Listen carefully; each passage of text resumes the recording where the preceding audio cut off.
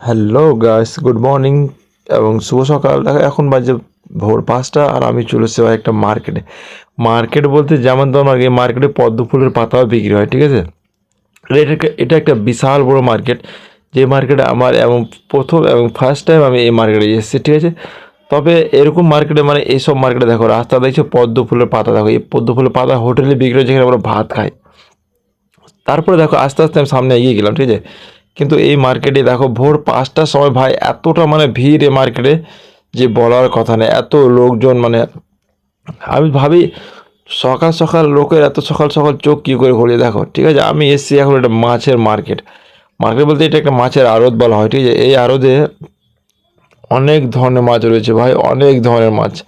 মানে তুমি মাছ দেখলে তুমি বুঝতে পারবে না যে কোনটা কোন মাছ, হয়তো সব জানা ছিল না। এই দেখো কাতল থেকে নিয়ে, ঠিক আছে, রুই মাছ, মানে এইসব মাছ যেগুলো আমাদের লোকালে বেশিরভাগই চলে, মানে সবাই যেগুলো পছন্দ করে খেতে, ঠিক আছে, সেই মাছগুলো এখানে ভাই। এটা একটা দেখো বিশাল বড় একটা মাছ। আরও অন্য অন্য ধরনের মাছ রয়েছে যেগুলো আমি সম্পূর্ণ মাছের নাম জানি না বা সম্পূর্ণ মাছ আমি চিনিও না। কিন্তু দেখো একটা জিনিস, আমি না শুধু ভাবছি ভাই এত তাড়াতাড়ি মানুষ কী করে উঠে। আর এখানে না ভাই আমরা যেগুলো মাছ 300 টাকা বা 250 টাকা কেজিতে কিনি, সেই মাছগুলো এখানে দাম জানো, তুমি শুনলে অবাক হয়ে যাবে।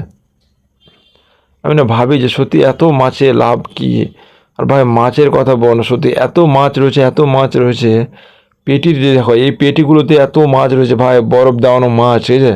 মানে দূর দূর থেকে মাছ আছে তো, সম্পূর্ণ বরফ দেওয়া প্যাক করা থাকে, বুঝলা। ভাই এখানে এত বড় বড় মাছ রয়েছে, ঠিক আছে, ইলিশ মাছ রয়েছে। তো আমি মানে ফার্স্ট টাইম তো, সত্যি কথা বলতে কি, ইলিশ আমি এর আগে দেখেছি, কিন্তু ইলিশ আবার দু ধরনের ইলিশ ইলিশ থাকে।